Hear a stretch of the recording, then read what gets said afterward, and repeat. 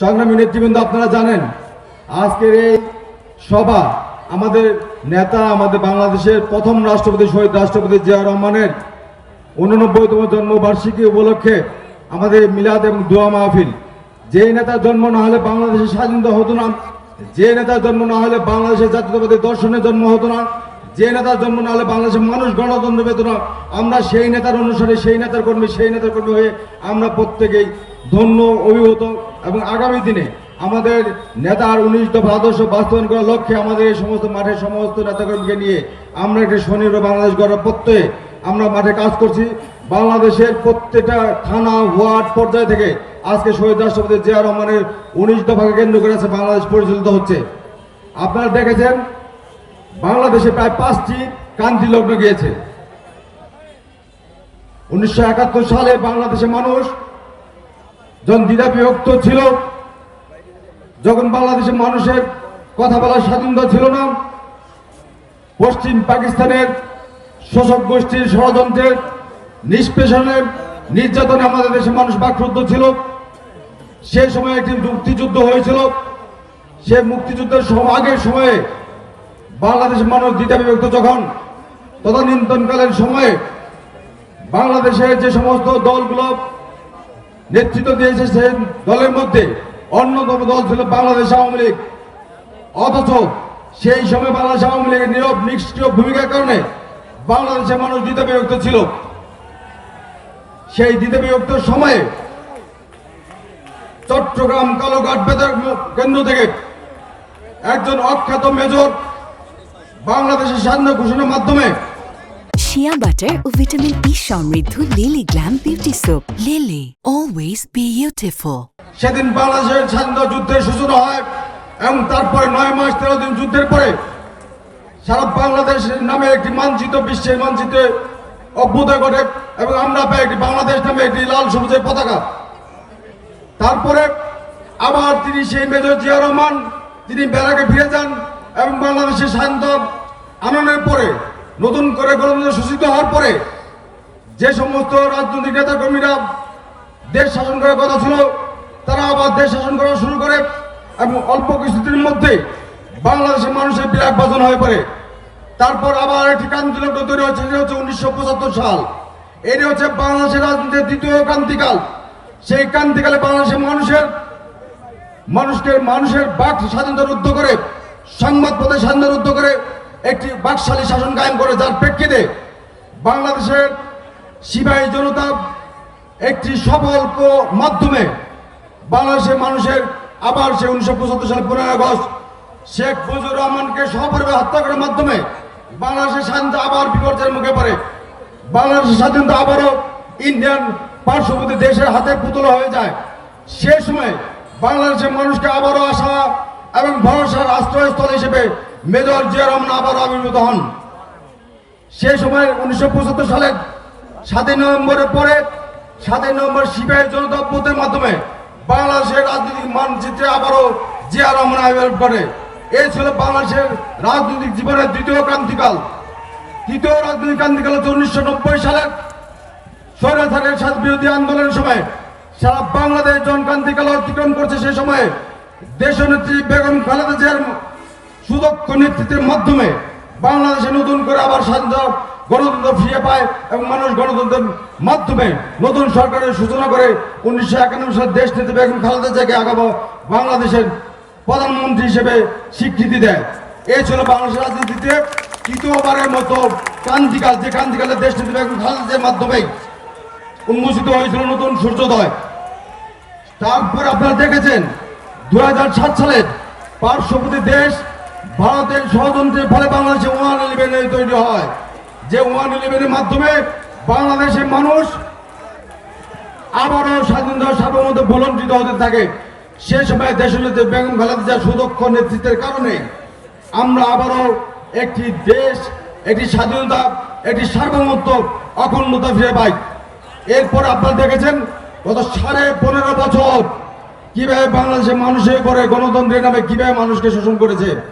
আমরা হারিয়েছি আমাদের অনেক ভাইদের, আমরা হারিয়েছি আমাদের সহযোদ্ধা ফয়সাল উদ্দিন হাসমিকে, আমরা হারিয়েছি আমাদের এই অঞ্চলের সাতকে, আমরা হারিয়েছি অসংখ্য অসংখ্য ইলিয়াস আলী, অসংখ্য চৌধুরী আলমকে, আমরা হারিয়েছি আমাদের অসংখ্য ভাই বোনদের যাদের রক্ত এবং লাখো শহীদের রক্তের বিনিময়ে গত 24 সালের 5ই আগস্ট বিপ্লবের মাধ্যমে বাংলাদেশের মানুষ এটি সুন্দর সার্বভৌমত্ব সরকারি প্রতিষ্ঠার লক্ষ্যে এটি স্বনির্ভর, এটি ফ্যাসিবাদ মুক্ত বাংলাদেশ গড়ার প্রত্যয়ে সেদিন সারা বাংলাদেশের মানুষ রাস্তায় নেমে এসেছে। এখন কিছু উপদেষ্টা যারা আমাদের ম্যান্ডেট নিয়ে ক্ষমতায় বসে আমাদের রক্ত ঘামের শ্রমে আমাদের ম্যান্ডেট নিয়ে উপদেষ্টা পরিষদে গ্রহণ করে অন্তর্বর্তীকালীন ডক্টর ইউনূসকে সামনে রেখে আপনারা এখন ক্ষমতার চেয়ারে বসে ক্ষমতার স্বাদ নেওয়ার চেষ্টা করছেন। তাও যদি আপনারা ক্ষমতা নেওয়ার চেষ্টা করেন তাহলে 5ই আগস্ট বিপ্লবে যে পরিণত হয়েছে শেখ হাসিনার, আপনারা কিন্তু সেও পতনের দিকে আপনারা হাঁটছেন। আমরা আজকে এই সমাবেশ থেকে আপনাদের বলতে চাই, যদি দল গঠন করার খায়েশ থাকে তাহলে ওই উপদেশের চেয়ার ছেড়ে দিয়ে পাবলিকের চেয়ারে এসে আমাদের সাথে বসে আপনারা দলটা দল গঠন করুন। যে দলের মাধ্যমে যদি বাংলাদেশের মানুষ আপনাদেরকে ম্যান্ডেট দেয় তাহলে আপনারা নির্বাচন করে বাংলাদেশে আগামী দিনে নেতৃত্ব নিয়ে আমাদের আপত্তি নাই। কিন্তু যদি কিংস পার্টি গঠন করার নামে সরকারি টাকা খরচ করে কিংস পার্টি গঠন করার নামে যদি আপনারা ভিন্ন রাজনীতি করার চেষ্টা করেন, শেখ হাসিনা হাজাতে যে পরিণতি আপনাদের হয়েছে সে পরিণতির দিকে আপনারা এগোচ্ছেন। আমরা আপনাদেরকে সাবধান করে দিচ্ছি, আপনারা মানুষের ম্যান্ডেট নিয়ে খেলবেন না। 5ই আগস্ট বিপ্লবের ছাত্র জনতা অভ্যুত্থান, সে অভ্যুত্থানের পিছনে ছিল বাংলাদেশের জাতীয়তাবাদী লাখো কোটি শ্রমিকের, লাখো কোটি জনতার, লাখো কোটি মানুষের সমন্বয়ের ফসল। আমরা 15.5 বছর মানুষের অধিকার আদায়ের সংগ্রাম করে বিশেষ করে যে আয়োজনের কারণে যেই উদ্দেশ্যে এখানে জমা হয়েছে নাজমুল হোসেন ওই ভাই দান হতে পারে সেই তৌফিক দান করে দেন। আয়দামালিক জনেত্রী রয়েছেন আল্লাহ, আয়দামালিক তাকে সরকারি কার্যক্রম করছে। তাই আমাদের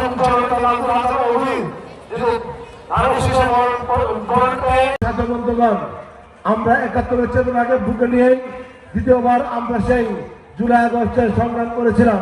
সেই খালেদা জিয়ার মুক্তি সুস্থতা কামনা করে আজকের এই ধর্মঘট অনুষ্ঠান। সংগ্রামী সাথী ও বন্ধুগণ, স্বাধীনতার ঘোষক মহান স্বাধীনতার স্থপতি শহীদ প্রেসিডেন্ট জিয়াউর রহমানের দয়া করে চাঁদাবাজি বন্ধ করুন। পরিশেষে আমার নিযুক্ত করে দেন। সকল কর্মীদেরকে আপনি মাফ করে দেন, সকল কর্মীদেরকে আপনি কল্যাণ মঞ্জুর করে দেন, করে দেন। মানুষ শয়তান জিন শয়তান দ্বারা খারাপ কাজ থেকে হেফাজত করেন। জি আল্লাহ, আমাদের সকলকে আপনি মাফ করে। দীর্ঘদিন আগে আরাফাতুর রহমান কুকু ইন্তেকাল করেছেন, আয়দা মালিক মাফ করে জান্নাত নসিব দান করে দেন। ربنا كفر عنا سيئاتنا وتوفنا مع الأبرار اللهم اهدنا الصراط المستقيم اللهم اهدنا الصراط المستقيم اللهم آمين والحمد لله رب العالمين। ধন্যবাদ মুফতি কাউসার আহমদকে। আমাদের ভলেন্টিয়ার ভাইদের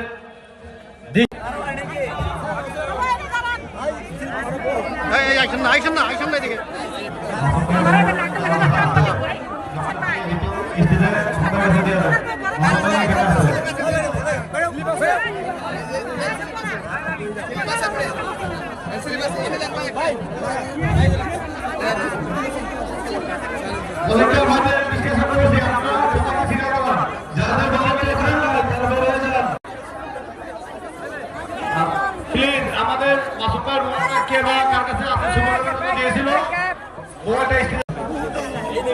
এই সিরিয়ালটা খালি স্লিপ লন। আচ্ছা স্লিপ দেন, স্লিপ কো তোমার এসো তুমি যাও স্লিপ কো স্লিপ না স্লিপ না স্লিপ না যাবেন না ভাই স্লিপ কো না স্লিপ ছাড়া তো যাওয়া হবে না। স্লিপ কো আর স্লিপ দেন একটা ফোন হারানো গিয়েছে, স্লিপ একটা স্লিপ দেন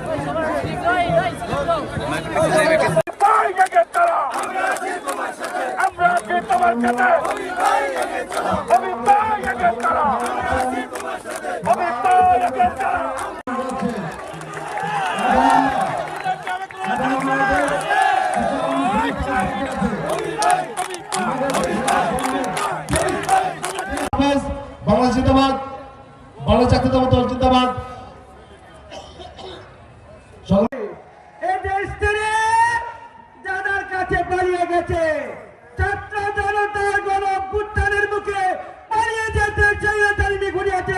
আমরা জুলাই আগস্টের আন্দোলনের মাধ্যমে একটি স্বাধীনতা পেয়েছি, যে স্বাধীনতা আমাদের বাংলাদেশকে দ্বিতীয়বার বরাদ্দ রাখা হয়েছে। আমরা আশা করি বাংলাদেশ জাতীয়তাবাদী স্বেচ্ছাসেবক দল বাংলাদেশ সবার আগে জননেতা, ছাত্র নেতা, শ্রমিক নেতা, যুব নেতা সবাই বলি অভিপ্রায়ের আগমন, শুভেচ্ছার স্বাগত। পৌরসভার পক্ষ থেকে আছে